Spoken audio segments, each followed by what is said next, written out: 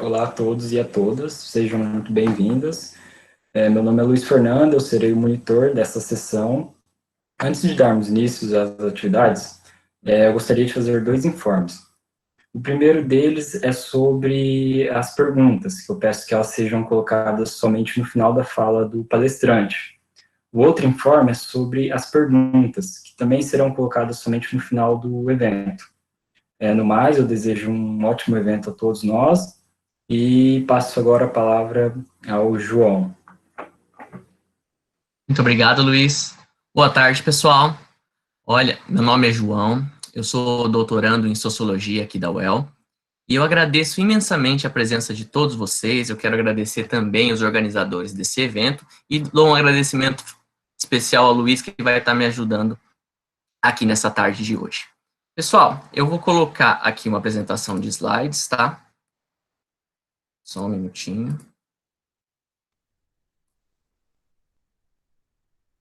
Luiz, tá dando para ver a tela?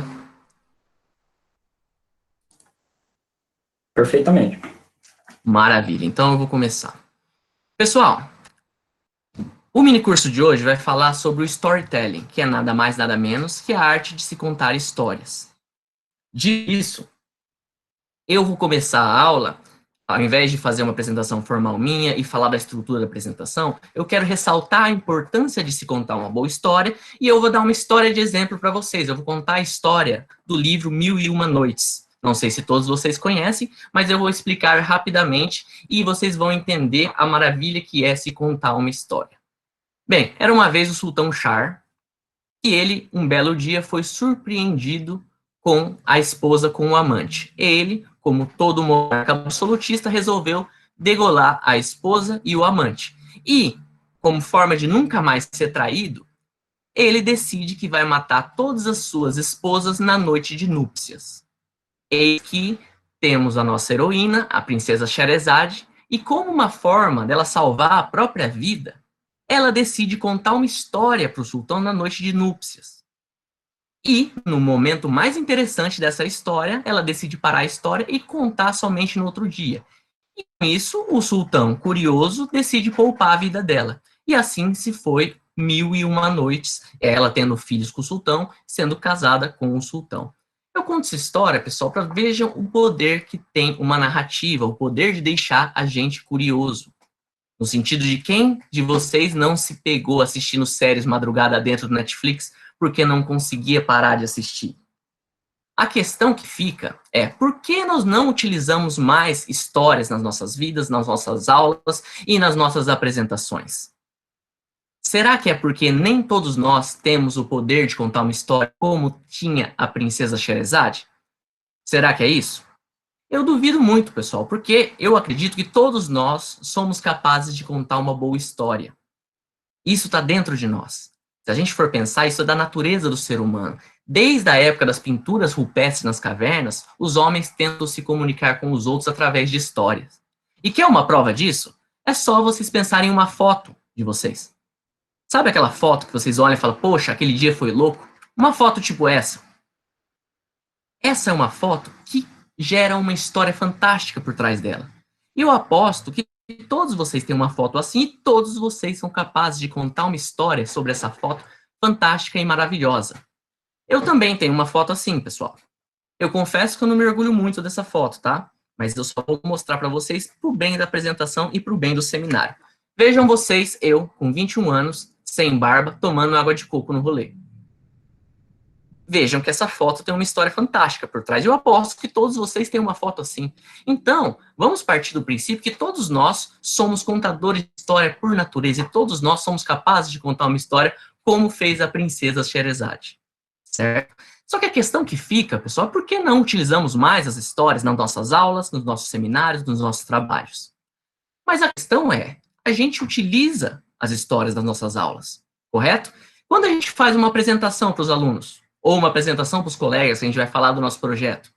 Isso é uma história sobre nós mesmos. Eu aposto que todos vocês têm aqueles professores que têm uma história linda relacionada com a educação, relacionada com movimentos sociais, com movimentos de luta, e isso é nada mais, nada menos que eles contando uma história sobre eles mesmos. Então, a gente já utiliza muito isso nas nossas aulas. E é só na apresentação que a gente utiliza história, meus amigos e minhas amigas? Não.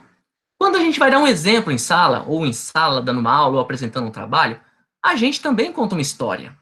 Quem de vocês dando um seminário ou uma aula sobre Durkheim, na hora de explicar o suicídio altruísta, que é o suicídio que a pessoa pratica em nome do bem comum, em nome do país, não contou a história dos kamikazes japoneses? Vejam que maravilha, pessoal. Nós partimos do princípio desse mini curso que todos nós somos capazes de contar uma história. Todos nós já contamos histórias quando a gente se apresenta e quando a gente dá os exemplos. Mas eu imagino que vocês estão se perguntando, então, já que nós sabemos, para que serve essa aula? É aqui que eu entro, então, com o meu seminário de o Storytelling adaptado às ciências sociais, novas técnicas para aplicação em sala de aula. Porque, pessoal, o meu objetivo aqui hoje é que vocês contem as histórias de vocês, e eu vou passar técnicas para isso.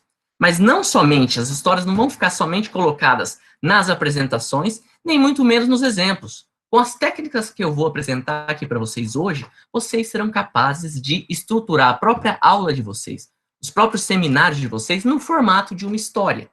E através disso, as aulas serão muito mais persuasivas e vão chamar muito mais a atenção. Então, esse é o meu objetivo hoje. Eu espero que vocês saiam dessa aula podendo utilizar as técnicas que eu estou apresentando para vocês nos seminários que vocês vão fazer amanhã, semana que vem, e nas aulas que vocês vão dar ao longo da carreira acadêmica de todos vocês. Só para ficar claro, pessoal, eu vou ler uma pequena definição de storytelling para vocês. O storytelling é a habilidade de contar histórias utilizando enredo elaborado, narrativa envolvente e recursos audiovisuais. A técnica, cujo caráter é persuasivo, ajuda a promover o seu negócio e a vender seus serviços de forma indireta. Pode ser aplicada na produção de conteúdo, em vendas e em consultorias. Vocês viram que com essa definição, o storytelling ele é utilizado a maioria das vezes no mercado corporativo, na publicidade, nas vendas, e eu adaptei o storytelling para o uso em sala de aula, para o uso das ciências sociais. E aqui que eu chego para falar para vocês como que eu estruturei essa apresentação hoje, como que a gente vai passar essa 1h30 que nós vamos passar juntos. Pessoal, primeiro eu quero falar para vocês da minha experiência com o storytelling. Vocês vão ver que eu aprendi o storytelling no mercado corporativo para depois utilizar nas ciências sociais. Depois, eu quero debater um pouco com vocês, pessoal, o contexto que a gente está vivendo e o contexto das aulas online, desse modelo EAD que dificulta cada vez mais a persuasão e a atenção dos alunos. É muito mais difícil manter os alunos focados nesse modelo EAD. E eu vou terminar essa apresentação falando especificamente de técnicas do storytelling e de exemplos que eu já usei em sala de aula, exemplos práticos, para isso ficar bem claro para vocês. E vou terminar a aula falando do poder das imagens, associados ao storytelling.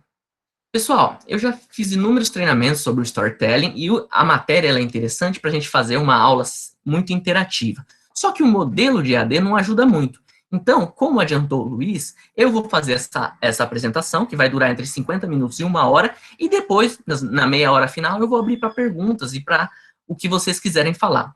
Pode ser assim, pessoal? Então tá bom, vamos começar. Só me dá uma licença para eu tomar uma água. Luiz, tá tudo bem com o som? Perfeitamente, João. Maravilha, pessoal. Então vamos começar, pessoal. Como eu adiantei para vocês, meu nome é João, sou doutorando em Sociologia pela Universidade Estadual de Londrina, fiz o meu mestrado também aqui na UEL em Ciências Sociais. Só que antes de eu estar na área acadêmica, na área das ciências sociais, eu fui da área do marketing durante muito tempo. Eu fiz graduação em marketing, fiz um mestrado em marketing e pesquisa de mercado e trabalhei durante 7 anos no mercado corporativo de São Paulo.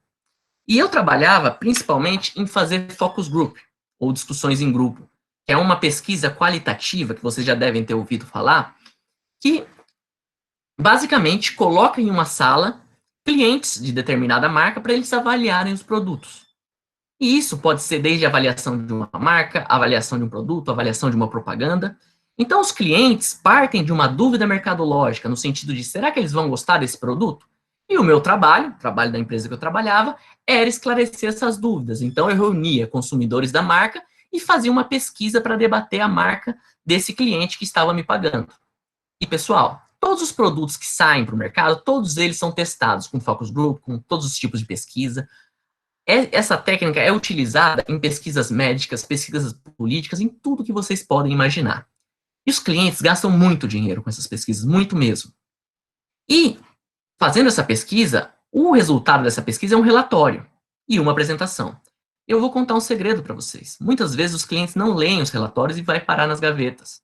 E eles se interessam mesmo pela apresentação que você faz desses relatórios. Eles querem aprender tudo na apresentação. Eles dão muito mais valor na apresentação do que no relatório em si. Então, quando você vai apresentar no cliente esse relatório de pesquisa, eles esperam uma apresentação do nível do TED Talks.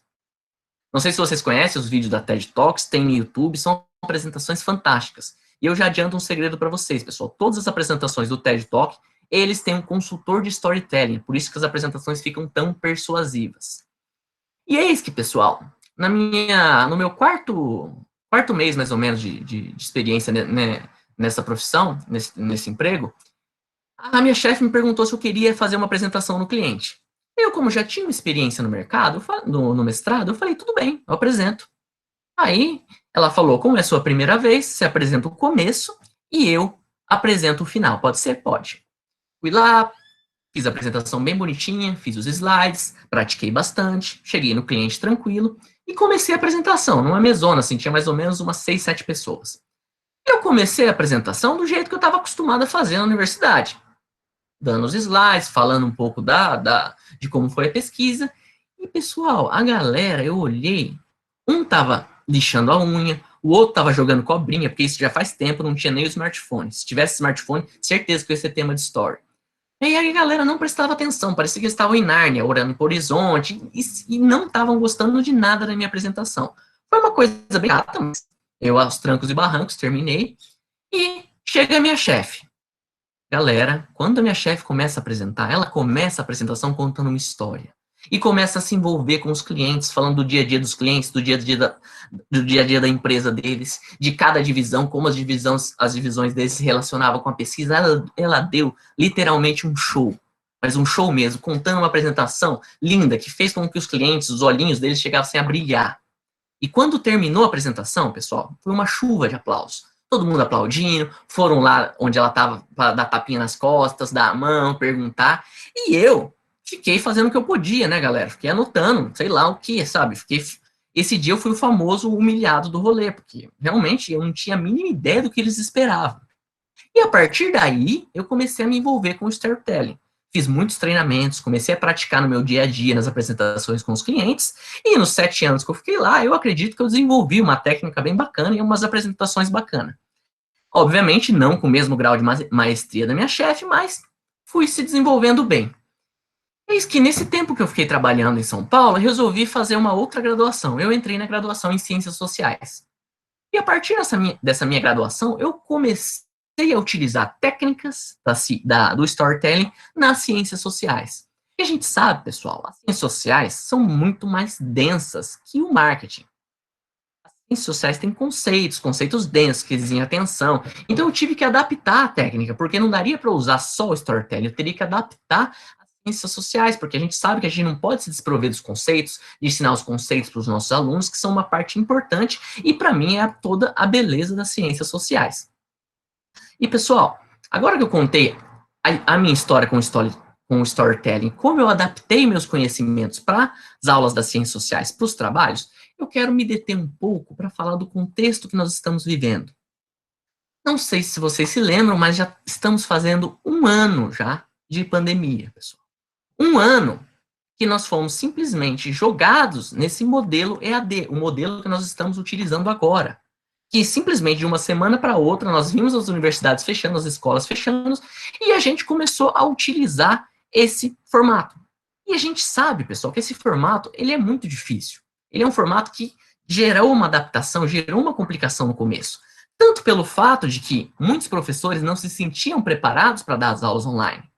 E a gente sabe também que a questão da internet é muito forte, porque muitas vezes falha a internet, alunos não têm internet, muitos colegas falham a conexão, usam no celular, dá problemas. A gente sabe que esse é um modelo complicado. Mas, pessoal, o que mais me chamou a atenção nesse 1 ano que a gente está na pandemia é a questão da falta de atenção dos alunos. Pessoal, vocês sabem muito bem que é difícil mesmo em aula presenciais, fazer com que os alunos prestem atenção em uma aula inteira. A gente sabe que é muito difícil fazer com que as pessoas fiquem focadas. E imaginem vocês nas aulas online, sabendo que os alunos estão do outro lado do computador, cheios de estímulos que podem fazer que eles fiquem desatentos.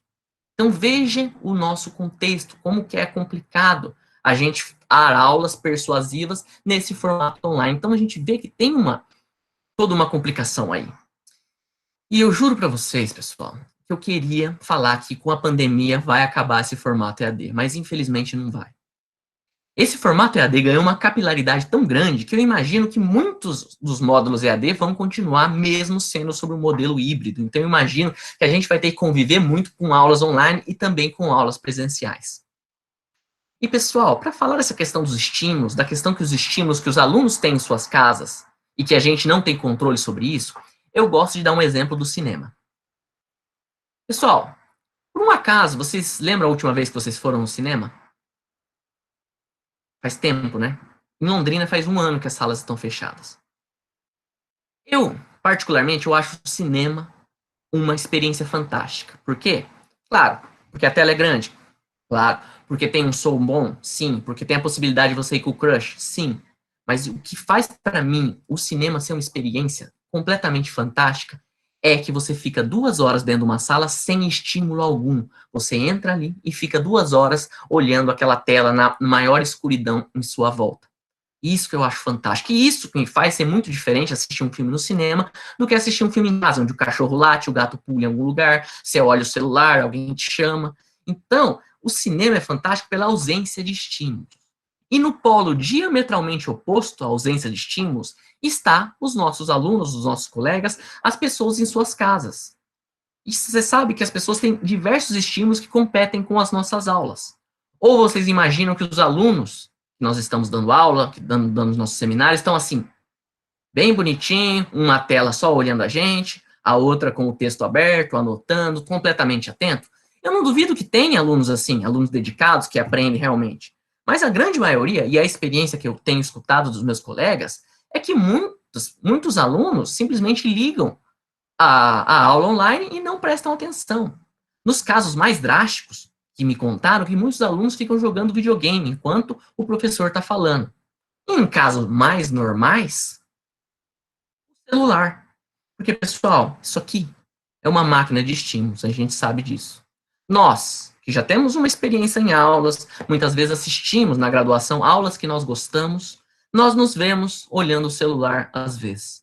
E isso é perfeitamente normal, porque isso aqui é uma máquina de estímulos, é uma máquina de fazer a gente ficar conectado. Então, isso é perfeitamente normal. Então, vejam a complicação que é competir com os estímulos dos alunos. E sem contar que nós estamos falando dos alunos mais jovens, e nós estamos falando da geração Z, que é a geração .com. É uma geração que já nasceu conectada. É uma geração que, como eu, que sou mais velhinho, não sabem o que é usar um orelhão, não sabem o que é ligar na casa do coleguinha, sendo que eles já nasceram praticamente com o WhatsApp, com a internet do celular. E eu até faço uma brincadeira, pessoal, que os principais medos dessa geração é o Wi-Fi fraco, o vídeo que não carrega e a bateria do celular fraca. Vejam bem que é com esses estímulos que a gente tem que brigar. E vejam a dificuldade que nós nos encontramos nesse modelo EAD. Tudo bem, pessoal? Tudo muito bonito, tudo muito maravilhoso, mas agora como que eu vou usar isso? É aqui, pessoal, que eu vou para a terceira parte da aula e eu vou dar exemplos práticos para vocês de como eu utilizei isso em aula e eu vou dar as técnicas para vocês contarem as suas próprias histórias e fazerem as suas próprias apresentações no formato de história. Pessoal, tudo bem até aqui? Todo mundo comigo? Luiz, tá tudo bem? Só me dá uma licença que eu vou tomar água. À vontade, João.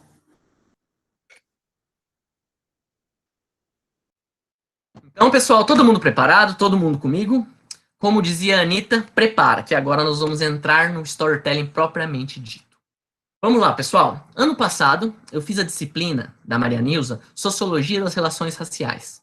É uma disciplina fantástica, eu sugiro que todas as pessoas que tiverem oportunidade façam. Nessa disciplina, pessoal, eu fui incumbido de apresentar o texto Colonialidade do Poder, Eurocentrismo e América Latina. E a partir desse texto, eu utilizei as técnicas do storytelling para fazer uma apresentação. Mas para explicar para vocês como eu fiz isso, porque obviamente eu não vou ter tempo de fazer essa apresentação aqui, eu só vou passar os principais conceitos para ajudar vocês a estruturarem suas próprias apresentações. Primeiro, eu vou ler o resumo com vocês, porque a partir do resumo a gente vai conseguir estruturar uma história. Depois, eu vou passar por alguns pontos que são obrigatórios nas histórias. Vou apresentar alguns conceitos que fazem uma história ser uma história, para depois eu mostrar como eu estruturei essa apresentação no formato de uma história. Tudo bem? Então, pessoal, vocês me dão licença um minuto. Eu sei que é chato, mas eu vou ler esse resumo para vocês. E eu prometo para vocês que vai ser a única coisa que eu vou ler aqui hoje, tá bom? Então, eu sei que é chato, mas vai ser importante para a gente estruturar e ficar bem claro para vocês como usar o storytelling. Vamos lá, uma licencinha, por favor. A globalização em curso é, em primeiro lugar, a culminação de um processo que começou com a constituição da América e do capitalismo colonial moderno e eurocentrado como um novo padrão de poder mundial. Um dos eixos fundamentais desse padrão de poder é a classificação social da população mundial de acordo com a ideia de raça, uma construção mental que expressa a experiência básica da dominação colonial e que, desde então, permeia as dimensões mais importantes do poder mundial, incluindo sua racionalidade específica, o eurocentrismo. Esse eixo tem, portanto, origem e caráter colonial, mas provou ser mais duradouro e estável que o colonialismo, em cuja matriz foi estabelecido. Implica, consequentemente, num elemento de colonialidade no padrão de poder hoje hegemônico. Não se preocupem, pessoal, a gente vai estruturar isso passo a passo, tá? Mas antes, vamos falar sobre uma história? O que faz uma história ser uma história? Pessoal, toda história que a gente escuta em livros, em filmes, tem necessariamente 3 atos. E eu vou explicar esses atos para vocês com exemplos, tá? Para ficar bem claro. Pessoal, toda história começa com um ato inicial, com algo rompe a normalidade, algo acontece. Imaginem que nas histórias está todo mundo vivendo tranquilamente e eis que acontece alguma coisa e pá! A partir daí, começa a nossa história e se desenvolve. Então, toda a história a gente tem que pensar nesse ato inicial. O que fez a história começar? A partir daí, temos o ato 2, que é onde as ações se desenrolam, onde os conflitos se desenrolam, para desbocar no ato 3, que seria o final, que seria a superação. Que não necessariamente tem a ver com a superação, com um final feliz, mas simplesmente com um fechamento da história. Pessoal, cada um desses atos tem uma série de subatos, que não cabe a gente falar aqui agora, mas quem se interessar por isso, eu recomendo fortemente a leitura do livro do Joseph Campbell, O Herói de Mil Faces, que fala sobre a jornada do herói, que fala sobre diversos subatos em cada um deles. Pessoal, agora eu vou dar exemplos em séries e em filmes que provavelmente todos vocês já assistiram, de como são esses atos, ato 1, ato 2 e ato 3, para ficar bem claro na hora da gente estruturar nossas histórias, tudo bem? Eu gosto de fazer um leve apartado aqui, porque eu sempre ponho, entre aspas, superação, porque eu trabalho, pessoal, com a sociologia do trabalho. Infelizmente, na minha ciência, nos meus objetos de estudo, o capitalismo sempre vence. Os patrões sempre vencem. Então, por isso que eu gosto de falar superação, que na verdade é muito difícil eu contar uma história de superação. Mas mesmo assim, vocês vão ver que mesmo uma história não sendo superação, a gente pode tirar um exemplo bacana dela. Sem mais delongas, vamos para os exemplos. Ato 1. Vocês se lembram da série, não sei se vocês assistiram, a série Game of Thrones. Uma série que durou aí aproximadamente 10 anos. Uma série que emocionou o mundo inteiro, que foi uma série que realmente fez um sucesso estrondoso. Não sei se vocês se lembram da primeira temporada, lá pelo ano de 2010, 2011. Vocês sabem me dizer o que começou a história do Game of Thrones? Qual que foi o ato 1? O que foi o ato inicial que fez a história acontecer? Bem, não sei se vocês se lembram. A morte do Ned. A morte do Ned? Vamos lá. Acho que sim. Não, aqui não tem certo e errado, mas eu voltaria só um pouquinho antes, tá? Pra mim, o que faz a história começar, o que faz o start mesmo, porque pensam que tava todo mundo lá em Westeros morando tranquilamente. Só que com a morte do Jon Arryn, que é a mão do rei, como se fosse o primeiro-ministro desse barbudo que eu tô passando o mouse aqui, quando o Jon Arryn morre, o rei Robert tem que ir até o norte convidar o Ned Stark para ser mão do rei. E aí rompe a normalidade, porque o Ned estava vivendo numa boa, lá no norte, ele no sul tranquilamente, e aí que começa a história, e aí que começa a desenvolver os conflitos. Entenderam esse start inicial? sempre pensam que nas histórias nossas, que a gente conta, que a gente assiste, a história não começa com o filme. Ela já está acontecendo e uma coisa faz ter o start, faz a gente pensar, agora começou a história. Então pensem bem nisso na hora da gente estruturar a história, esse exemplo que eu vou passar para vocês. Um outro exemplo, para quem não assistiu Game of Thrones, é o filme Tropa de Elite. Alguém sabe me dizer o que fez o plac? O ato inicial do Tropa de Elite? Quem quiser, fica à vontade, gente. Foi o Capitão Nascimento ser convidado para assumir chefia, alguma coisa assim? Não lembro. Exatamente, esse foi o 2. O 2 começa, que lembra que ele fala que caiu para cima, que ele vai que ele vira no Secretaria de Estado. Perfeitamente, você captou exatamente esse ato 1 que eu quero explicar para vocês. Mas no 1, o start é a busca do Capitão Nascimento por um substituto, porque ele já está cansado do trabalho de policial. E a partir daí, ele começa a buscar um substituto. E, pessoal, isso não é uma ciência exata, tá? Esse start pode ser, vocês podem elaborar, vocês podem falar um diferente, não tem problema. Mas o que eu quero que vocês entendam é que toda a história tem esse ponto. E eu espero que agora, vocês assistindo os filmes, as séries, vocês consigam identificar que vai ser extremamente importante para as nossas histórias. Tá bom? Vamos lá. Agora que a gente ficou claro o ato 1, vamos falar do conflito. Vamos falar do ato 2, das ações. Não sei se vocês se lembram do Senhor dos Anéis. Uma saga de 3 filmes de 3 horas de duração, praticamente cada um.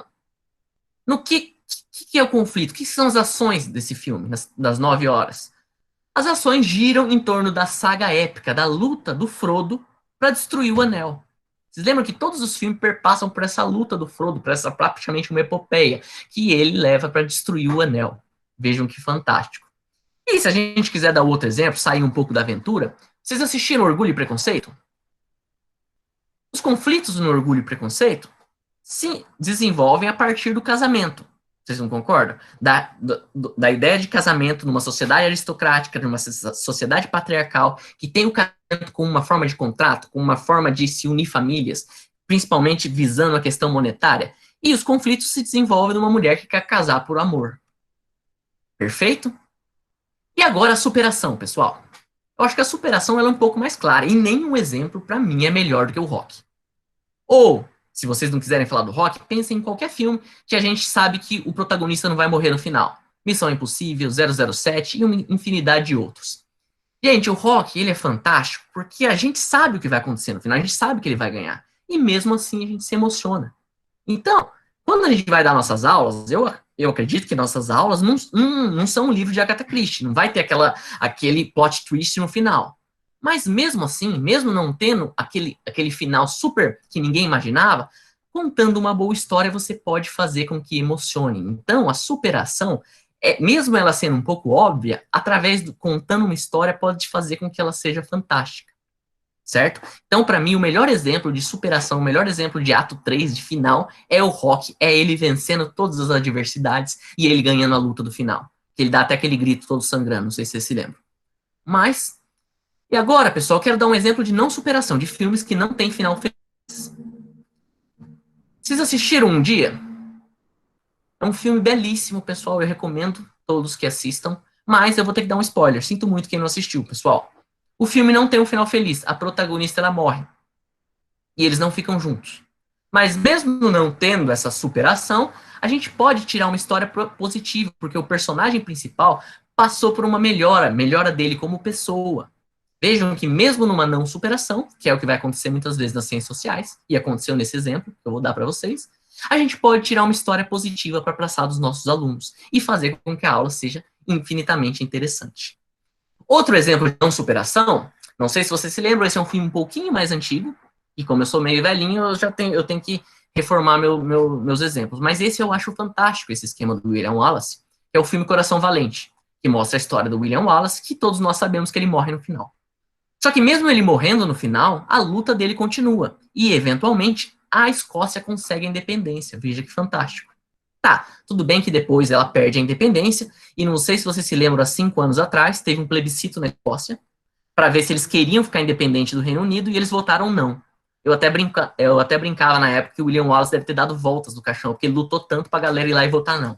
Mas, sem divagar um pouco, pessoal, agora nós já esclarecemos os 3 atos obrigatórios que tem numa história, correto? Agora, eu acredito que esteja faltando alguma coisa na nossa história. Vocês não acham? Tem alguma coisa faltando. Claro, os protagonistas, certo?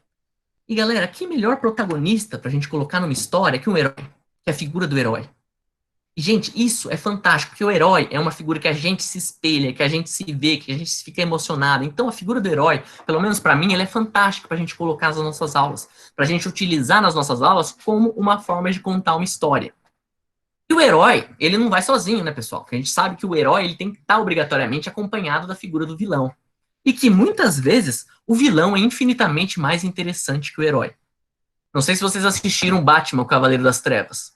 Pra mim, pelo menos, o papel do Coringa é muito mais legal do que o Batman propriamente dito. O Batman é totalmente sem graça. Eu até muitas vezes me vi torcendo pelo Coringa.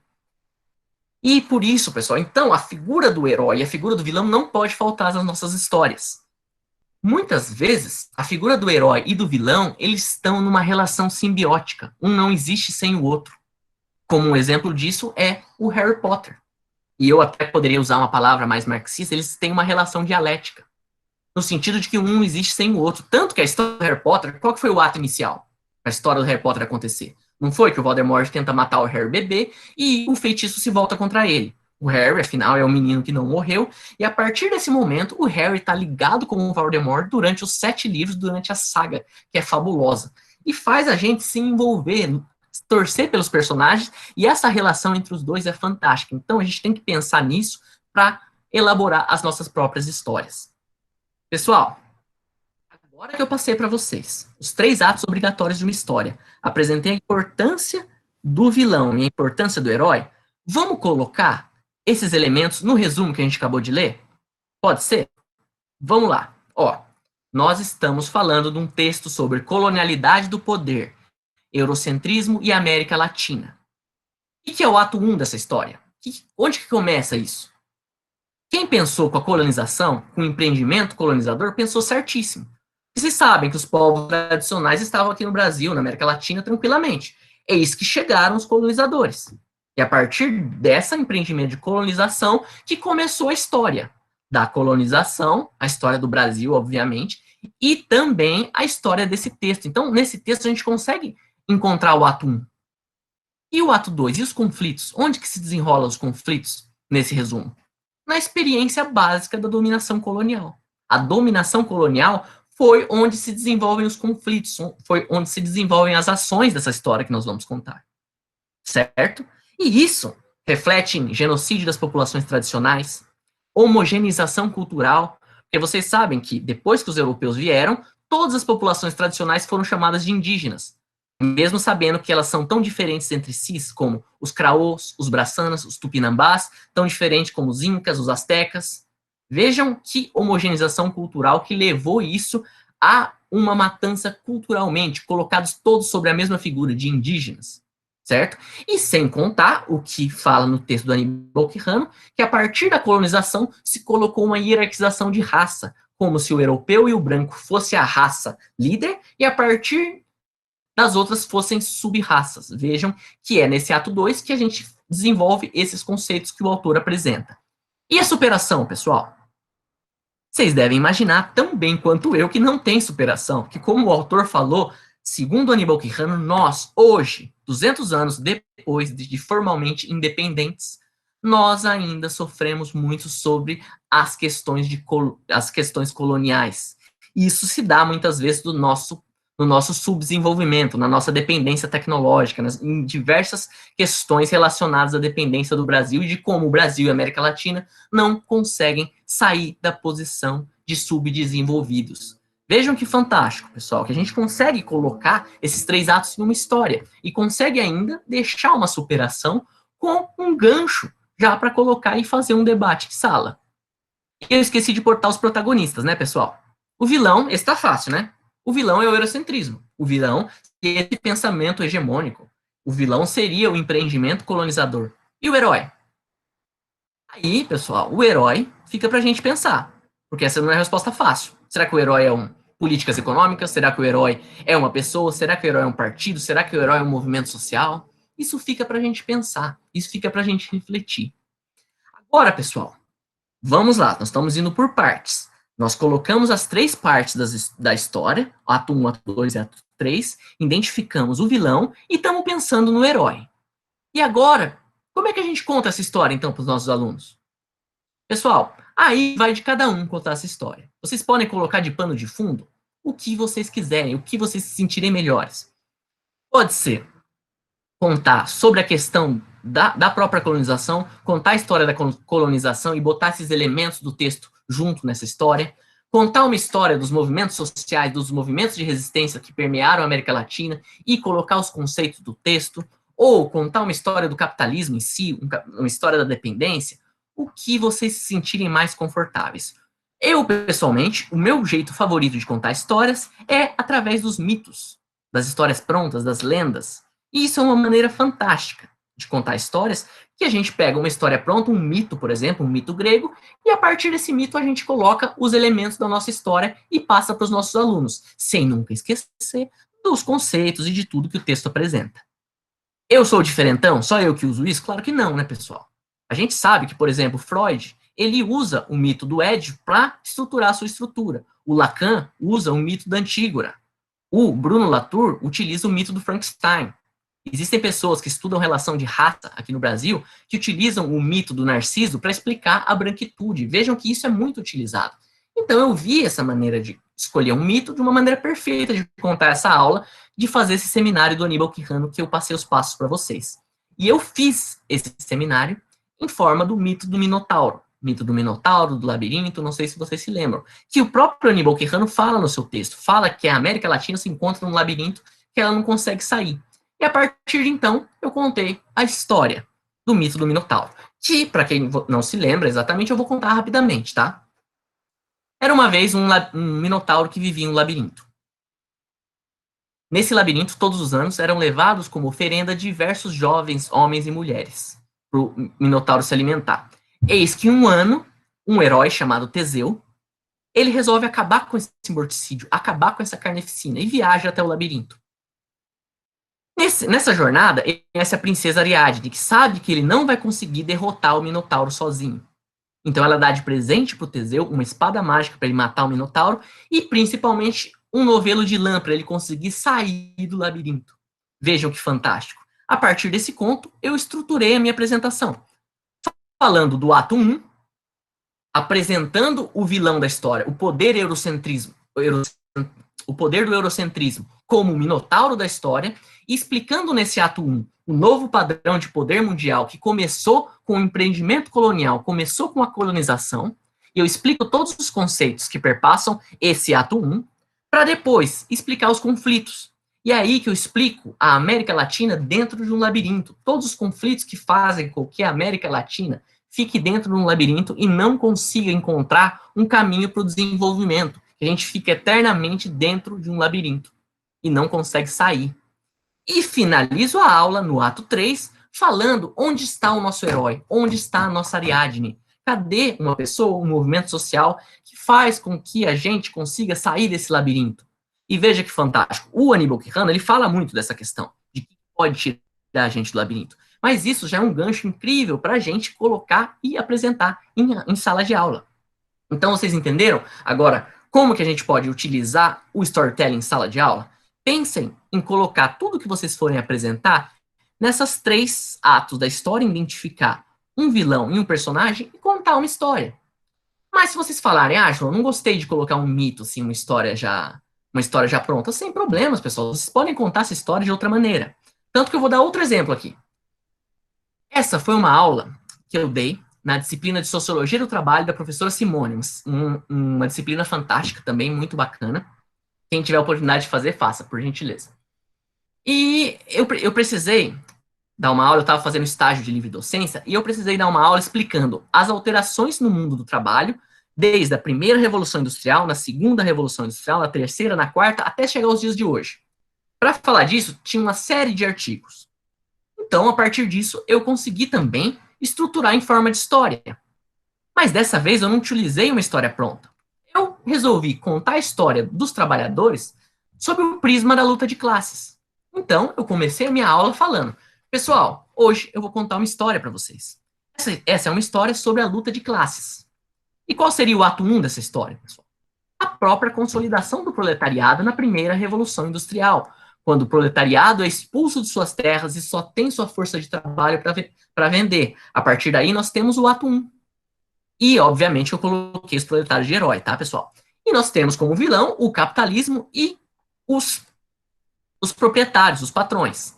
E a partir daí, eu fui contando a história. No ato 2, eu falei do Fordismo, eu falei da trégua que existiu entre os trabalhadores e os patrões no estado de bem-estar social, e depois, caminhando para o fim do estado de bem-estar social, a ascensão do toyotismo, a ascensão do neoliberalismo, a ascensão do que nós estamos vendo hoje, até chegar nos dias de hoje, que nós vemos a figura do empreendedor cada vez mais forte. E nós vemos a figura do patrão também mudou. Porque hoje, os 10 homens mais ricos do mundo não têm a sua fortuna vinculada com a indústria, mas sim com a tecnologia, como é o caso do Facebook. Vejam as alterações. E como superação, eu falo que o capitalismo aparentemente venceu, porque hoje as linhas que delimitam a luta de classe, elas estão cada vez mais nubladas, obliteradas, e hoje a gente tem a sensação de que as pessoas são patrões delas mesmas, como é o caso do Uber, do iFood, que é a sensação que todos nós somos patrões, nós controlamos os nossos trabalhos. Isso se dá muito com o foco do empreendedorismo, das relações trabalhistas, das reformas trabalhistas. Então foi assim que eu terminei a aula. É lógico que o capitalismo ainda não venceu, pessoal. Isso aí eu coloco entre aspas, porque a gente sabe que tem imensos movimentos fantásticos de resistência. O break dos motocas está aí para não deixar eu mentir.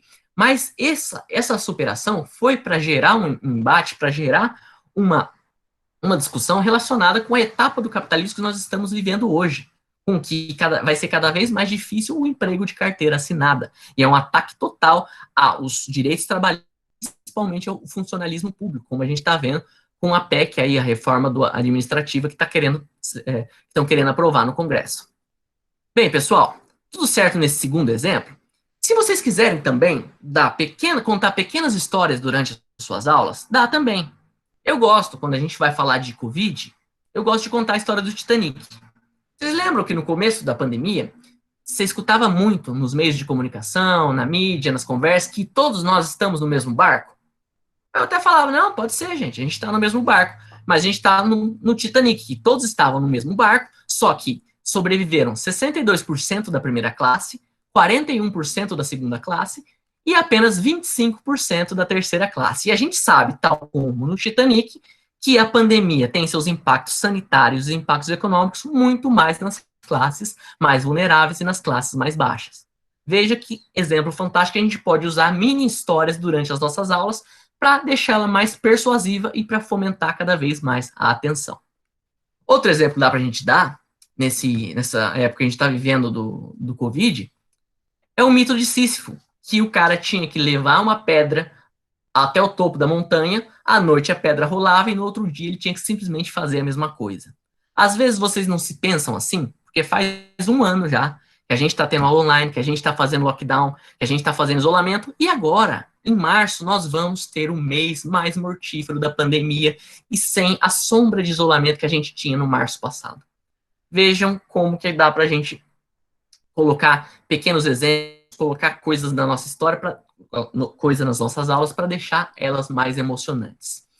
E, pessoal, eu digo para vocês, pode ser de qualquer jeito, estruturem suas aulas com um mito, estrutura do jeito que vocês quiserem, mas contem uma história, pessoal, porque as histórias são fantásticas, as histórias emocionam. Quem aqui assistiu Up, Altas Aventuras, e não se emocionou com a cena do começo, do velhinho se despedindo da sua esposa? Quem não assistiu pode se emocionar agora, veja que coisa fantástica, o velhinho com uma cara triste, olhando para sua esposa. E a gente sabe que isso aqui são pixels, né, pessoal? Isso aqui não é de verdade, mas mesmo assim, uma boa história, ela consegue emocionar. E consegue, principalmente, reter a nossa atenção. E as histórias são tão poderosas, pessoal, por um neurotransmissor chamado dopamina. Esse neurotransmissor é responsável pela motivação, pelo foco e principalmente pela memória. E isso é exatamente o que a gente quer fomentar nos nossos alunos, nos nossos colegas, quando nós fazemos apresentações, correto? E eu agora vou dar um exemplo prático de como a dopamina funciona, pessoal. Então, como a gente está gravando essa aula, vocês me dão licença para eu desenvolver a dopamina na cabeça de vocês? Espero que sim. Quem não quiser que eu desenvolva a dopamina na cabeça de vocês, por gentileza, aperta o mute, tá? Então eu quero mostrar para vocês como essa dopamina age nas nossas cabeças, tá bom? Vamos lá, para isso eu vou contar uma história, tá bom? Vamos lá, pessoal. Eis que eu estava no segundo semestre de Ciências Sociais. Estava ali manejando muito bem o storytelling, estudando bastante, gostando das ciências sociais e fiz uma apresentação de Marx. E galera, eu fiz uma apresentação bem legal. Eu estudei bastante, fiz uma estrutura bem legal, que os alunos gostaram, estudei, peguei conselhos com colegas meus que estavam mais avançados, que estudavam Marx, e fiz uma apresentação bacana, bem introdutória, mas bacana. Eis que, eu não sei o curso de vocês, pessoal, a graduação de vocês, mas nas ciências sociais, o exemplo que eu tenho, no primeiro e no segundo semestre, tinha muitas pessoas que parecia que não sei por que estavam fazendo ciências sociais. Pessoas que acreditavam no senso comum, pessoas que desprezavam a ciência, pessoas que não valorizavam o conhecimento, e essas pessoas logo saíram. No primeiro ano já não tinha nenhuma, mas nesse segundo semestre tinham muitos. E eu lembro que depois dessa aula, uma mulher levantou a mão, uma mulher um pouco mais velha, quase uma senhora já, levantou a mão e fez um comentário bem pejorativo, sabe? Bem desrespeitoso, até eu posso dizer. Ela pegou e falou para mim assim, já que você está falando de luta de classes, já que você está falando dessa luta contra os ricos, por que você não vende a sua blusa e dá o dinheiro para um morador de rua? E aí ficou aquele clima bem chato, né? E aí eu tentei responder de uma maneira que não fosse desrespeitosa, porque eu não gosto de desrespeitar ninguém. Então eu expliquei para ela, falei assim, olha, eu expliquei para você que a propriedade privada que o Marx se refere não é uma camiseta, não é uma blusa, não é uma bolacha e não é um sapato. É uma indústria bélica, é uma indústria de petróleo, é um banco, são coisas grandes. Então, se a gente tivesse uma revolução proletária, a gente ia atrás de uma Petrobras, de um Bradesco, e não numa blusa, num sapato e nem num pacote de bolacha. E vocês sabem como os colegas são. Aí começou a galera zoando, todo mundo, acabou com ela. E ficou aquele clima extremamente chato na sala. Aí eu fiquei sem graça, a mulher ficou sem graça, depois do final da aula eu fui falar com ela, pedi desculpa se eventualmente eu tinha faltado com respeito, e ela falou que não e passou. Passa uma semana, passa duas, e essa mulher, galera, ela pegou meu contato no grupo do WhatsApp e me mandou um WhatsApp. Falou, João, gostei da sua apresentação, e ela trabalhava no jornal, e ela falou, tem um grupo aqui no jornal que discute essas questões de economia, de várias coisas, e a gente tem muitos jornalistas e economistas, mas nós não temos ninguém nas ciências sociais. Você pode vir aqui para conversar com a gente? Aí na hora eu já recusei. Eu falei assim, não, eu não sou especialista nem nada, eu estou no primeiro ano, eu não sei. Ela, não, pode ser você. E eu falei, não, eu sugiro um colega meu que manja muito mais. Não, pode ser você, o jeito que você falou para mim tá bom, a gente só quer uma opinião diferente. E galera, na hora, hoje, eu contando essa história com um intervalo de 7 anos, saiu aquele alarme, sabe, aquele selo bino de cilada, sabendo que aquilo lá era uma cilada. Mas, como eu era muito mais jovem, eu falei, não, vou. Eu comecei a me achar, falei, nossa, convenci ela, tal. Liguei até pra minha mãe, contei pra minha chefe também que eu ia precisar sair mais cedo. Eu lembro que no dia eu tava super animado. Eu peguei até uma camisa passada, vocês sabem, quem mora sozinho sabe que as camisas passadas são utilizadas só em ocasiões especiais, né, já que é muito difícil passar roupa. E aí, eu cheguei no dia, saí mais cedo da empresa, falei pra todo mundo, tô indo dar uma palestra no jornal tal. Beleza. Cheguei lá, subi o elevador, ela me encontrou na porta, e ela já, entrei lá dentro com ela, e ela começou com aquelas amenidades, né? E aí, João, pegou trânsito? E aí, João, tá chovendo? Tal. E, de repente, galera, ela fala, então, vamos ali no auditório. Galera, quando ela fala auditório, olha, se alguém pudesse sobreviver depois de ter levado um tiro de canhão no peito, ia ter feito a mesma cara que eu naquela hora. Eu congelei, pessoal. Minha pressão foi a 0. Eu falei, o quê? Não. Comecei a dar 2 passos para trás. Falei assim, não, que auditório. Não foi isso que a gente combinou. Não, fica tranquilo. É uma roda de conversa. Eu, não, que... Já comecei a andar para trás. Falei, não, galera, eu vou fugir. E aí, para minha surpresa, sai um engravatado da sala e fala, João, tudo bem? Que bom que você veio. E eu pelo ombro. E quando eu me dei por si, eu já estava andando. E andando rumo ao cadafalso, pessoal. Uma sala cheia de gente. E aí, pessoal, minha cabeça começou a ficar mil, e eu comecei a pensar, ai, caralho, como que eu vou falar um eufemismo para luta de classe? Como que eu vou mudar essa apresentação? Ai, o que eu posso falar, o que eu não posso? E assim, quando eu tava quase no meio da sala, essa mulher grita, João! E ela me faz um comentário, que esse comentário, eu juro para vocês que eu não entendi, se foi um sadismo exagerado da parte dela, se esse comentário ela quis consolidar a vingança dela na sua completude, ou se ela simplesmente com esse comentário queria me ajudar. E é isso que ela falou. Pessoal, vocês querem saber o que ela falou? Estão interessados no final dessa história? Esse interesse é a dopamina agindo em vocês. Esse interesse, essa sensação de você querer se envolver com a história é a dopamina. E é isso que nós vamos estimular os nossos alunos com as histórias. Por isso que as histórias são fantásticas, porque estimulam esse neurotransmissor. E é lógico, né, pessoal? Não é tão fácil estimular numa aula como estimular numa história igual a minha, que é fácil estimular numa história que todo mundo quer ver o circo pegar fogo, correto? Mas é interessantíssimo, pessoal, porque as histórias fazem com que as pessoas fiquem mais atentas. E é isso que é o meu objetivo hoje. E agora, pessoal, já vou caminhando para o final, e eu vou abrir para debate, para vocês perguntarem o que vocês quiserem. E antes de fechar, eu tenho que falar para vocês do poder das imagens. Porque, pessoal, as histórias são imagéticas por natureza, vocês concordam? Eu aposto que nessa história que eu contei, vocês já imaginaram a minha cara de pateta, vocês já imaginaram a minha roupa, vocês imaginaram o auditório cheio de gente, vocês imaginaram eu caminhando. Então, as histórias têm o poder de fazer a gente imaginar. Só que eu gosto de utilizar bastante as imagens porque elas dão um plus a mais na atenção e um plus a mais de como as nossas aulas vão ficar mais palatável, mais interessante para os nossos alunos. Pessoal, quer um exemplo de como as imagens são poderosas? Vocês estão conversando com o crush. Ele manda um boa noite. Eis que esse crush manda um boa noite com uma carinha sorrindo e um coração. Aí vocês pensam na hora, ele ou ela me amam. Vejam o poder de um emoji. E vejam como isso pode ser utilizado de uma forma fantástica para complementar o storytelling. Porque, gente, é cada vez mais difícil a gente usar tabelas assim nas nossas aulas. Isso é uma coisa que realmente não chama atenção. O que a gente tem cada vez mais usado são os infográficos, que a gente pode ver exemplos em jornais, que são as mesmas informações colocadas de uma maneira que seja mais palatável, que seja mais fácil de entender. A mesma coisa acontece com as tabelas. Quem aqui não usou uma tabela comparando a metodologia de Durkheim, Weber e Marx? A gente pode usar isso de uma outra forma, pessoal. Desde colocar isso com desenhos, colocar isso com fluxo, colocar isso com infográficos. Então, eu peço para vocês sempre utilizar as imagens como uma forma de contribuir para a explicação de vocês. E uma forma bastante interessante para usar as imagens é como uma estrutura, como um fluxo das aulas. Porque vamos pensar, gente, nesse modelo de storytelling, nesse modelo de EAD, a gente fica muitas vezes 2 horas dando uma aula. E é muito fácil para o aluno se perder. E você colocando a aula num fluxo, fica muito mais fácil dele se colocar, se ele se perder, se ele perder a atenção.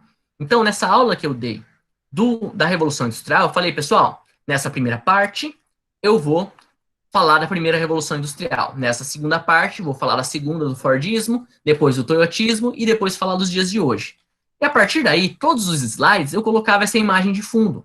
Isso faz com que, se o aluno se perder, se tiver que fazer alguma coisa, ele consegue, só olhando na imagem de fundo, saber onde eu estou. E sabendo onde eu estou, fica muito mais fácil de prestar atenção. Correto? Bem, pessoal, eu já vou caminhando para o final, falando para vocês e colocando a ênfase de utilizar histórias para fazer com cada vez mais que suas apresentações sejam inesquecíveis. Eu aposto que todos vocês têm exemplos de apresentações que tocaram fundo no coração de vocês, apresentações que vocês acharam fantásticas. E eu quero contar a apresentação que, para mim, foi a que tocou e eu lembro dela até os dias de hoje. Foi uma apresentação do Dr. John Gathright. Esse pesquisador, ele tem uma terapia que ele trabalha com crianças com sérias deficiências físicas, mentais e emocionais. E a terapia dele consiste em levantar crianças, de fazer com que crianças escalem árvores. Lógico, com toda a segurança, mas ele faz com que as crianças escalem árvores e ele acredita que ao escalar árvores, o contato com a natureza, o contato com os seus medos, faz com que as crianças vençam, muitas vezes, os seus problemas e as suas deficiências. E eu lembro bem que na apresentação dele, ele prova por A mais B que a terapia dele funciona. Ele apresenta artigos científicos, apresenta gráficos, apresenta tudo, pessoal. Números e números e números e artigos e depoimentos. Só que nada me fez provar, nada me fez acreditar mais do que uma imagem, do que uma foto.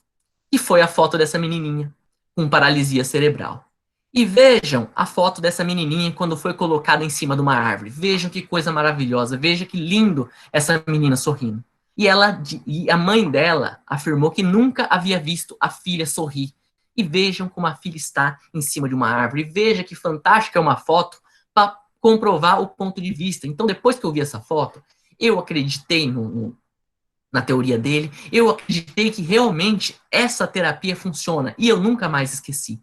E eu deixo vocês com a sensação de que vocês façam apresentações inesquecíveis, de vocês usarem as histórias, usarem as imagens, porque a gente sabe o tempo que a gente perde preparando aulas, preparando seminários. Vamos fazer, então, que essas aulas, esses seminários sejam inesquecíveis, como foi o seminário de John Gaffright para mim.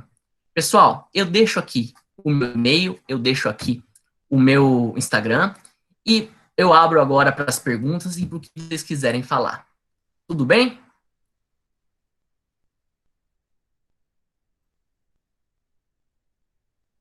Bom, espero que vocês tenham gostado. Agora eu abro aí para as perguntas, para o que vocês quiserem falar.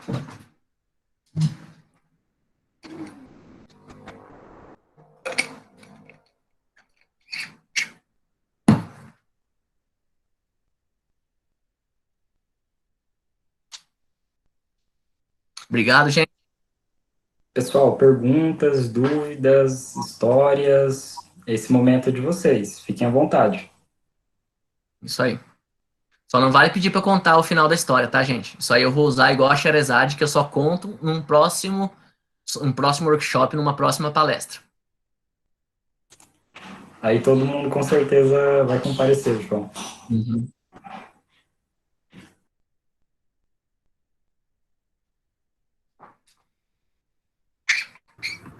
Oi, João. Oi. Usando a fala aqui, a oportunidade, agradecer bastante a sua exposição aqui. Eu fico me perguntando, o que perguntar ao João agora, depois dessa fala toda, depois da apresentação? Eu tento criar, na sua fala você criou um estilo de eu me colocar, tenho uma pergunta agora, mas ao mesmo tempo você voltava a me responder, então ficava nessa sensação, uau, wonderful, como dizem os ingleses, né?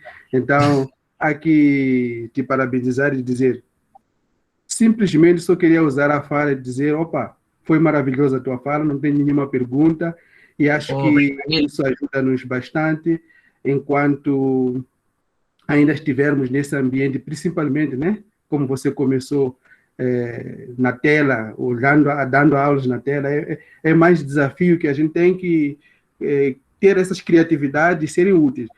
Não só apenas na tela, essas apresentações mesmo em sala de aula são úteis porque presta ou coloca o indivíduo atento a cada etapa naquilo que se segue, enfim. Apesar da história que não tem um fim, mas ela tem um fim que continua, cada um cria a sua história para ter o seu fim. Então, essa é a minha conclusão e muito obrigado, cara. Obrigado a você, Lídio. Muito bom comentário. E é isso. A minha ideia aqui é tocar vocês para vocês contarem as suas histórias. Porque as histórias são emocionantes por si, as histórias são impactantes. E por que não a gente não usar isso nas nossas aulas? Fazer com que os nossos alunos se coloquem tão apaixonados, tão envolvidos como nós somos com as ciências sociais. Porque, afinal, essa é a nossa paixão, isso é o que a gente gosta. Então, a gente tem que passar isso para os alunos.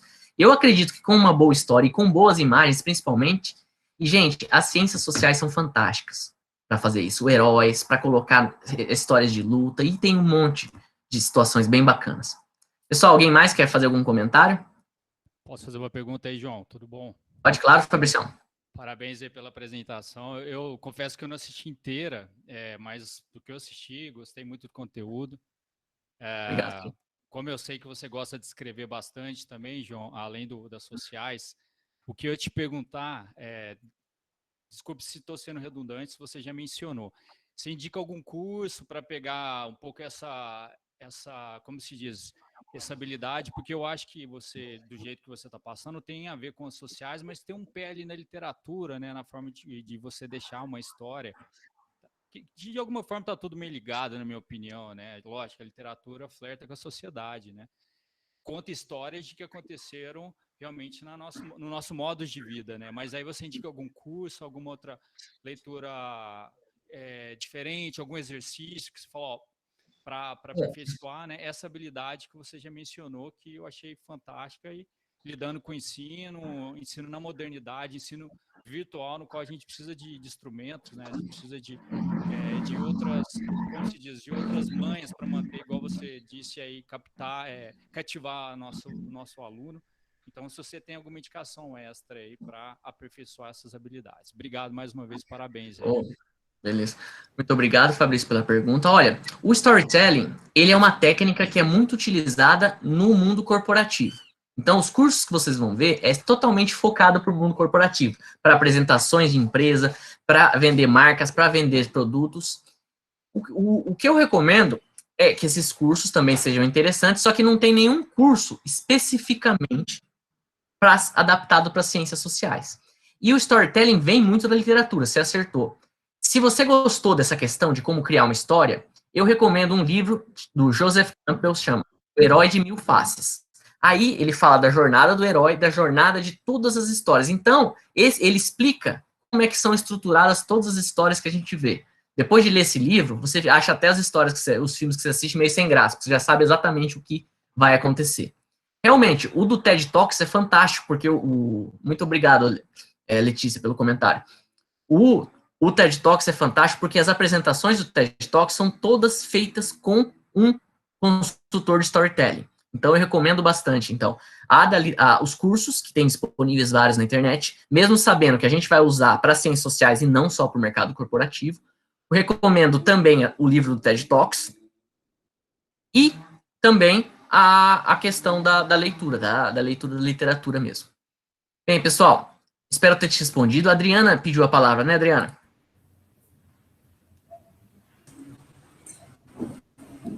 Oi, João, pessoal, tudo bem? Oi. Nossa, eu gostei muito interessante a sua contribuição, né, muito mesmo, até porque, e daí o que o colega falou antes, eu acho que é justamente isso que você consegue fazer.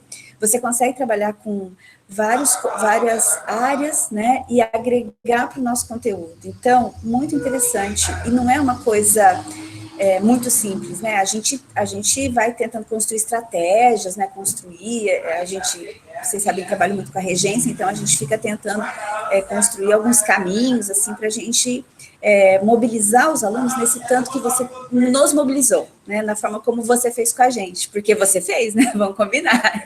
Então, isso eu acho fundamental, assim, acho fantástico essa estratégia que você apresentou, né, e a forma como você combina então esses conteúdos e esses conhecimentos. Veja, que legal, você usa muito essas ferramentas do mundo corporativo, e eu acho que isso é importante também, que assim como funciona, né, para várias áreas lá do mundo corporativo, para vários profissionais desse mundo, para a gente também pode, né, então achei fantástico, né, gostei muito da sua contribuição e agradeço. Só queria ressaltar que essa sua condição de casar, sabe, essas estratégias e trabalhar com várias áreas, eu gostei muito. Parabéns, viu? Parabéns mesmo. Eu vou ter que assistir a próxima, porque eu quero saber o que a moça falou.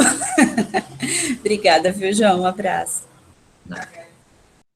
Bom, muito obrigado, Adriana, pelo seu comentário. Realmente, é uma imensa batalha, porque assim, mesmo você contando uma história, é muito difícil competir com os alunos e com isso aqui, dentro da casa dele. Então, muitas vezes, a gente está dando uma aula, por mais que seja legal, e ele está no celular. Então, a gente tem que bolar o máximo de técnicas, sabendo que ainda podem ser que não seja o suficiente, porque a gente não vai ter uma mão para colocar na cabeça dele ali e fazer ele prestar atenção. No melhor estilo Laranja Mecânica, não sei se vocês lembram, que o cara abre o olho e pinga colírio nele.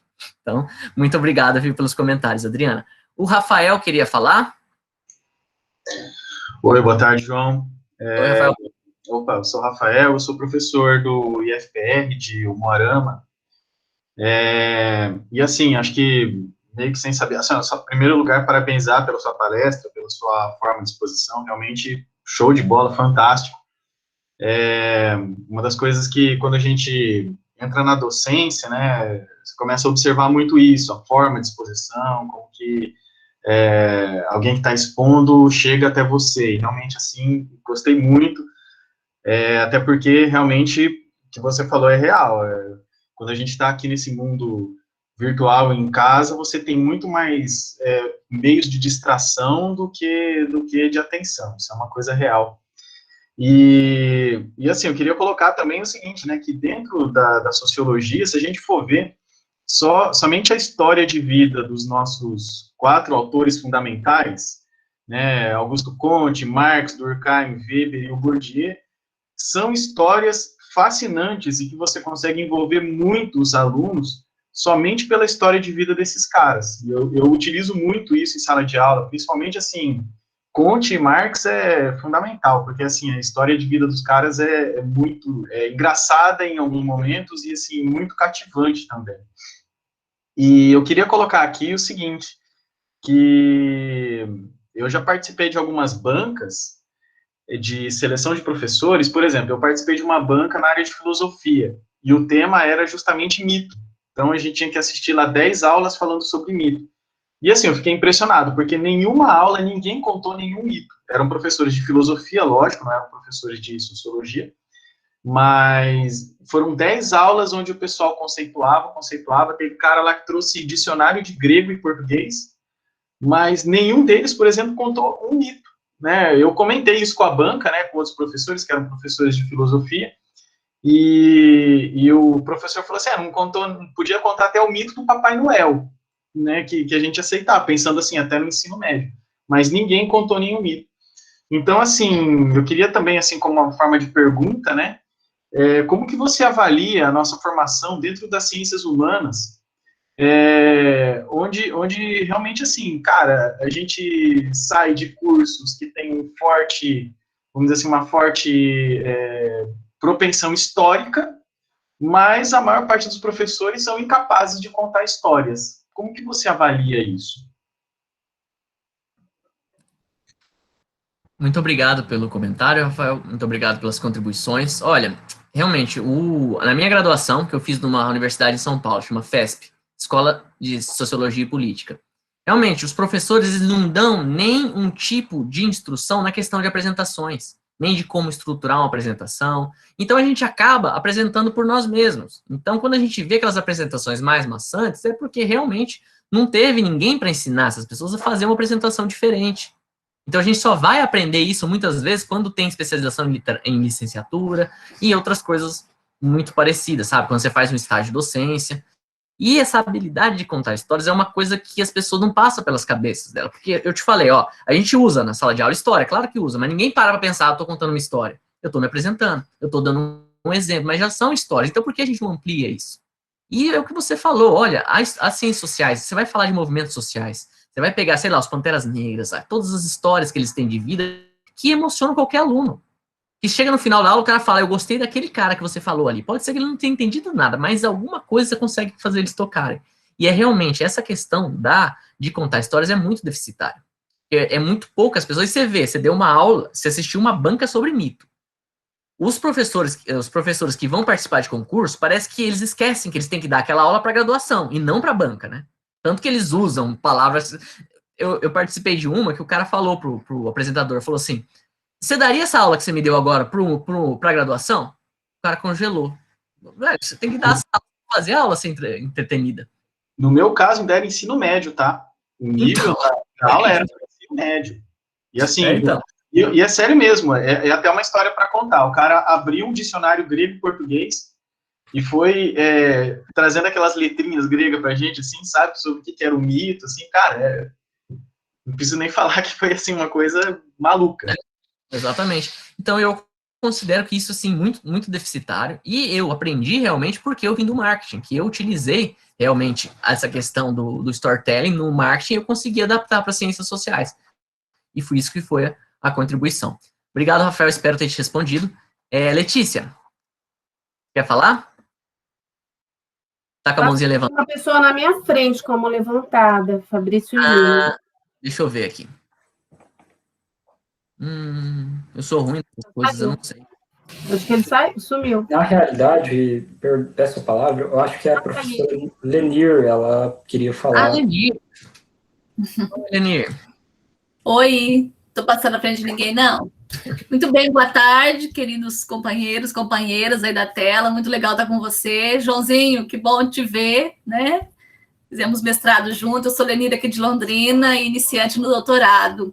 João, eu queria ouvir de você um pouquinho, se essa tua metodologia de contação de história, de uma forma tão brilhante como você nos apresentou, se você avalia que esse método contribui para desenvolver as temáticas da sociologia, especialmente um terreno aí muito arenoso, criminalizado, que é o ensino da sociologia, né? E a gente sabe como tem sido cada vez mais difícil e desafiador as nossas aulas, né? E também para o aprendizado do aluno, que muitas vezes, né, no ensino médio especialmente, né, já vai com uma carga, né, de um rótulo quanto à sociologia, quanto às ciências sociais como um todo, muito grande, muito pesada, devido a todas essas questões aí, especialmente nos últimos tempos. Então, se por esse método que você muito bem adotou, se você avalia,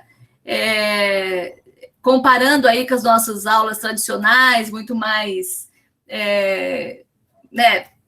dissertativas, reflexivas, aí, se você também consegue ter um retorno dos alunos que, com esse método, consegue absorver muito mais, né, o ensino da sociologia, distanciando dessa criminalização que hoje impera sobre a gente.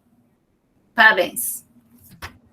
Muito obrigado, Leninha. Excelente colocação. Olha, eu acho que ele é fundamental nesse quesito, porque eu acredito que existe uma criminalização nas ciências sociais pelo fato de uma ignorância, porque as pessoas não conhecem as ciências sociais e parte do princípio que ciências sociais é Marx, ciências sociais é comunismo, e mal sabem eles que as ciências sociais foi uma ciência conservadora para controlar as massas.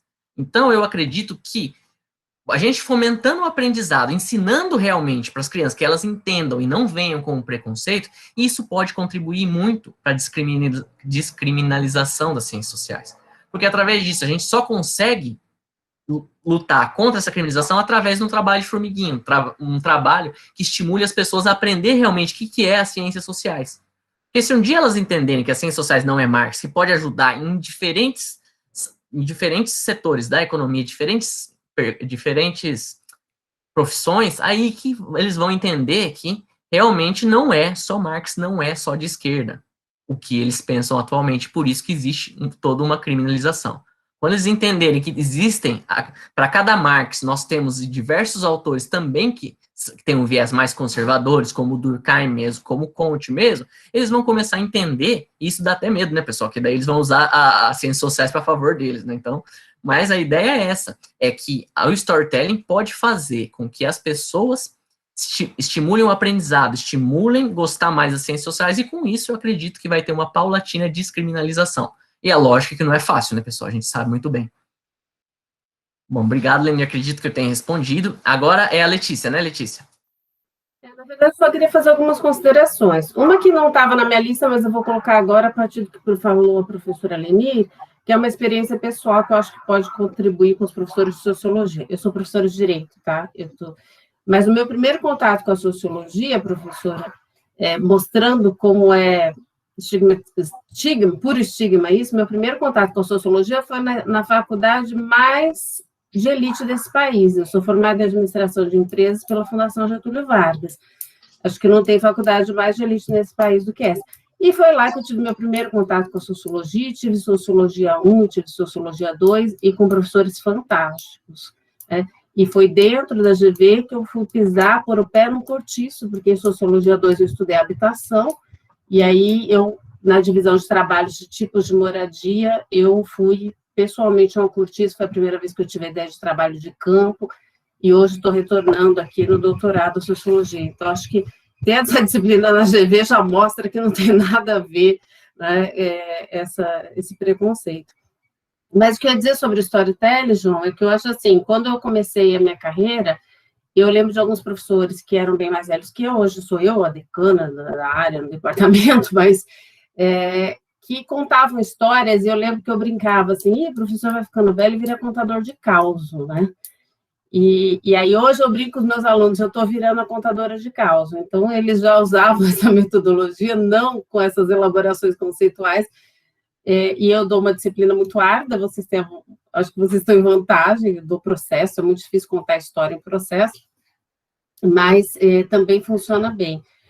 O que eu acho que é um contraponto a isso, né, que também deve ser ponto de reflexão, assim, como eu te disse, eu fiz administração, estudei em marketing, acho que foi fantástica a sua apresentação, Mas só o que me incomoda hoje em dia é que eu acho que, às vezes, o meio está se tornando o fim, e tem alguns profissionais recorrendo ao storytelling, fazendo um certo sucesso, né?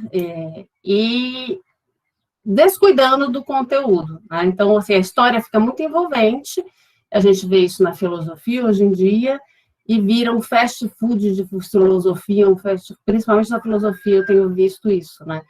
Então, acho que tem de haver um equilíbrio, a gente tomar cuidado para não perder. Em direito, a gente está falando muito em visual law, as imagens, né?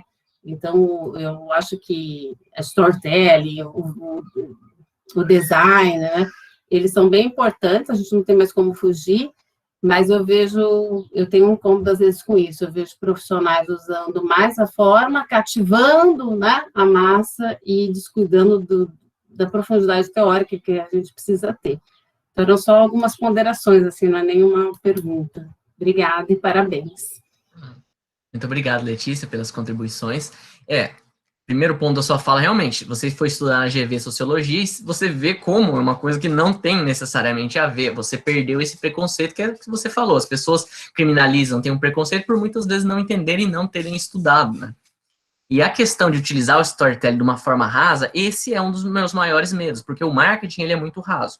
E vocês veem que ao longo da apresentação eu sempre coloco, falando, não, gente, ó, a gente vai apresentar os conceitos. Nas ciências sociais é mais complicado, porque senão a gente é perigoso a gente virar youtuber. Sem desmerecer youtuber, obviamente, mas a gente fazer uma coisa mais tipo uma coisa enlatada, fácil, palatável, pra gente conseguir seguidores, sei lá, e não passar realmente os conteúdos que importam.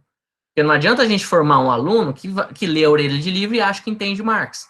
O interessante é a gente contar uma história e aprofundar nos conceitos, que acredito que esse seja a nossa obrigação, de passar um conteúdo denso, fazer com que eles entendam realmente. E não colocar simplesmente numa historinha bonitinha. Então, eu acho que é bem interessante a sua colocação para a gente nunca fugir de fazer uma aula interessante, chamativa, persuasiva, mas de colocar os conceitos. Porque é fácil eu ficar aqui contando histórias a aula inteira. E é difícil você dar para um aluno, por exemplo, explicar o materialismo histórico, explicar, sei lá, Hegel. Então, é difícil, ele vai ter que prestar atenção. É muito mais fácil você contar uma historinha. Então, por isso que a gente nunca pode perder de vista essa duplicidade de colocar o storytelling e também os conceitos de uma forma profundizada.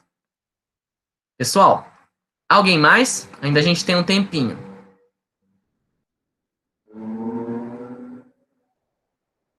Cri. João, pessoal, vamos dar início às finalizações. João, você gostaria de fazer uma última palavra? Não, tô ótimo, já falei bastante hoje. Muito obrigado, pessoal. Obrigado pelas contribuições, tá? Espero que vocês tenham gostado. Pessoal, então, em nome da comissão organizadora, eu agradeço a presença de todos e eu gostaria, a fim de registro, que todos ligassem a câmera para a gente tirar um print para estar postando nas nossas redes sociais.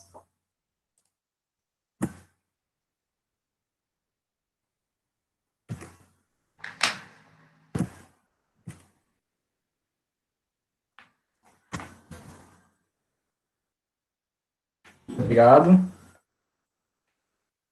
Eu vou compartilhar agora a lista de... Não, na realidade eu já mandei. Muito obrigado pela presença. A lista de chamadas já está no chat. E parabéns, João, pela apresentação.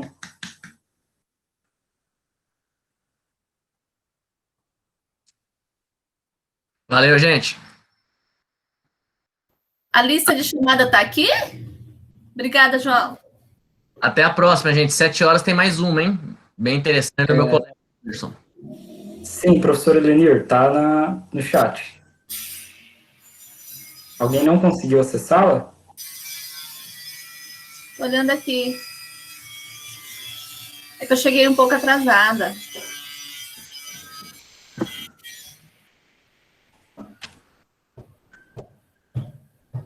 Eu mandei de novo, você conseguiu?